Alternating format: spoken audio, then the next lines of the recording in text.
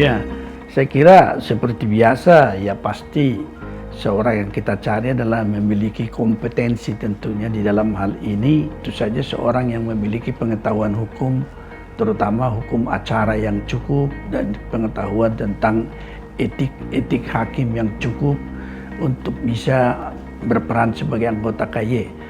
Dan di samping itu yang paling pentingnya integritas tentunya. Itu merupakan suatu ukuran yang sudah standar saya kira. Dan di dalam pengalaman KY berdiri selama beberapa tahun, pengalaman itu kemudian mengajarkan kita bahwa di dalam suatu hal yang kita inginkan, seorang anggota KY itu memiliki juga kemampuan untuk bekerja sama dengan baik seantara mereka dan juga membangun hubungan yang baik tentu di dalam secara kelembagaan maupun personal dengan Mahkamah Agung sedemikian rupa sehingga pengawasan yang bisa diharapkan dilakukan oleh Komisi Yudisial itu sedemikian rupa bisa berjalan tidak mengalami benturan, karena di masa lalu tentu kita mengenal atau mengalami juga sampai sekarang belum begitu mulus hubungan antara Komisi Yudisial dengan Mahkamah Agung itu, karena di masa lalu ada yang disebutkan mereka menggunakan teori Big Bang. Yang sekarang sebenarnya kita perlukan adalah suatu koordinasi dan kerjasama yang mampu mengadakan suatu hubungan yang baik di dalam menata bagaimana mengawasi atau melihat roda peradilan itu sedemikian rupa sehingga sesuai dengan tuntutan daripada masyarakat untuk mencapai keadilan. Saya kira yang paling penting juga itu managerial skill juga dari antara anggota Komisi Yudisial, satu di antara mereka, sehingga mereka yang sifatnya kolektif, kolegial itu ya memiliki kesatuan pandangan lah yang bisa bersama-sama dibawakan dengan Mahkamah Agung di dalam komunikasi yang baik. Saya kira secara umum demikian syarat-syarat yang kita harapkan itu sebenarnya. Ya inilah sebenarnya kita harapkan, dan di dalam hal ini bahwa anggota Komisi Yudisial juga melirik pengalaman Komisi Yudisial di dunia luar kan. Mereka akan mengevaluasi kinerja daripada suatu lembaga yang independen. Independensi itu di mana-mana akan dikatakan bahwa dia tidak boleh dicampuri. Nah, apakah suatu kekuasaan yang independen tidak tunduk juga kepada akuntabilitas? Itu menjadi pertanyaan. Tetapi bagaimana meletakkannya? Karena selama ini kalau kita lihat dari pengalaman ketika terjadi putusan Mahkamah Konstitusi yang menyatakan beberapa ketentuan dalam Undang-Undang KY yang lama sedemikian rupa sehingga ada kesan bahwa sebenarnya KY seolah-olah tidak boleh mengawasi. Sebenarnya bukan demikian. Tetapi bagaimana caranya, ya kan?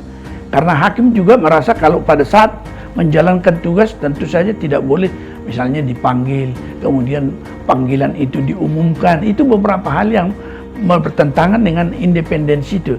Tetapi dengan metode lain tentu mereka harus bisa mencari. Karena kita bisa melakukan audit terhadap sesuatu hal tanpa juga katakanlah mencampuri urusan itu sendiri, tetapi dari luar dengan tenang kita melihat secara legal audit dia bisa melakukan itu. Nah, bagaimana dia melakukan itu sebenarnya kalau pengalaman di KY di Indonesia selama ini mengalami kebuntuan, mereka tentu juga bisa melihat karena masalahnya akan sama bagaimana Komisi Yudisial di negara lain melakukan hal yang sama. Dan inilah yang saya katakan mereka harus melihat itu secara inovatif dan bisa menciptakan metode itu sedemikian rupa tanpa menimbulkan suatu hambatan atau gangguan terhadap independensi hakim dalam melaksanakan tugasnya. Yang akan kita pilih itu dan kita seleksi itu 7 untuk diajukan ke Presiden 7. Tetapi ketika ini calon anggota KY ini juga harus mendapat persetujuan dari DPR bahwa ada kemungkinan bahwa mereka itu tidak disetujui, apakah sebagian atau beberapa orang, atau kemungkinan juga seluruhnya tidak disetujui. Oleh karena itu kita membuat juga semacam cadangan gitu namanya ya, dan di samping 7 kita dalam nomor urut kita sudah menentukan itu di masa lalu, sehingga kalau ada yang ditolak tentu akan bisa diambil lagi dari calon-calon yang potensi, kemampuan dan syarat-syarat yang standar dipenuhi yang bisa diajukan oleh presiden. Kemudian saya kira ya kita tidak berharaplah seluruhnya kan ditolak DPR, tetapi bagaimanapun paling tidak 2-3 orang tentu akan menjadi sesuatu sikap yang bisa menutup kemungkinan-kemungkinan itu. Ya kalau kita melihat seperti ini misalnya di syarat itu bahwa anggota Komisi Judisial itu sepertinya sudah ada semacam couplingnya ya, jadi 2 orang harus mantan hakim, 2 orang adalah praktisi hukum, 2 orang akademisi, dan kemudian 1 tokoh masyarakat. Jadi jumlahnya 7. Kita berharap tentunya di dalam suatu legal audit atau katakanlah untuk mengevaluasi atau menilai proses berperkara itu tentu saja kompetensi di bidang hukum acara salah satu tentunya. Tetapi juga dari yang paling menentukan ini juga adalah kode etik hakim. Etik itu kalau di dalam kode etik secara general maupun secara khusus di bidang hakim itu di Indonesia pengalamannya sebenarnya sudah panjang. Kode etik hakim Indonesia di masa lalu sudah ada, tetapi sekarang secara universal diterima apa yang disebutkan Bangalore Principles atau prinsip-prinsip Bangalore di dalam kode etik yang juga sudah diambil alih atau dipakai oleh Mahkamah Konstitusi dan Mahkamah Agung Indonesia, tetapi masing-masing dengan teknik yang berbeda di dalam merumuskannya kembali sebagai suatu pedoman. Dan inilah kita harapkan bahwa anggota Komisi Judisial memiliki kemampuan untuk menguasai ini dan melihat ini dalam suatu hal yang integral di dalam pelaksanaan tugas hakim yang bisa mengukur sebenarnya apakah hakim itu melaksanakan tugas sesuai dengan apa yang diharapkan di dalam kode etik itu sendiri. Saya kira prinsip-prinsip seperti independensi, imparsialitas itu bisa dilihat dengan suatu sikap yang cara melihatnya tentu dari sudut hakim. Tetapi kalau sudut integritas saya kira semua orang bisa melihatnya dari kode etik secara general. Saya kira inilah yang kita harapkan bahwa Komisi Judisial yang akan datang menguasai betul tentang kode etik hakim itu dan juga kode etik secara umum yang di dalam TAP MPR kita sudah ada juga sebenarnya ketentuan itu mengenai kode etik dalam penyelenggaraan negara. Itu harus bisa dikombinasikan sedemikian rupa untuk bisa katakanlah mengevaluasi hakim apakah memang standar itu dipenuhi atau tidak. Ya, saya kira pertanyaannya bagus sekali ya. Kalau kita lihat sekarang ini ada yang dinamakan social distancing, PSBB dan lain sebagainya, itu akan menghambat sama sekali.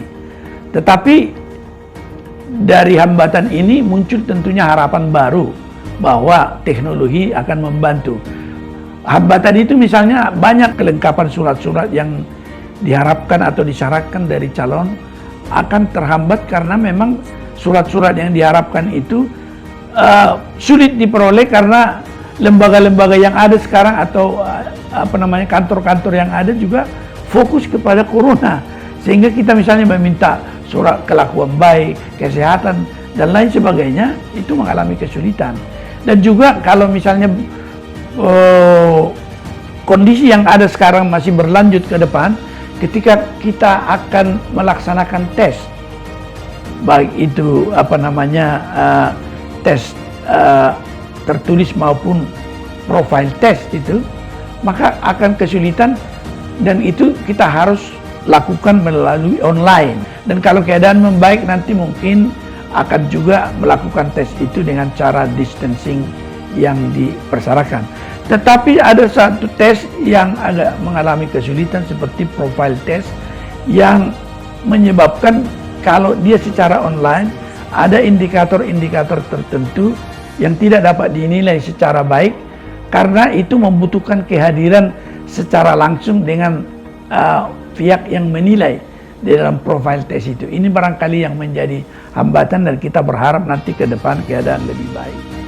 Kondisi yang secara global terjadi pandemi corona ini, kita juga sudah memperpanjang satu kali kan Tetapi tampaknya seperti kesulitan yang tadi saya sebutkan dalam melengkapi beberapa persyaratan itu, maka terjadi hambatan-hambatan yang dialami oleh peserta.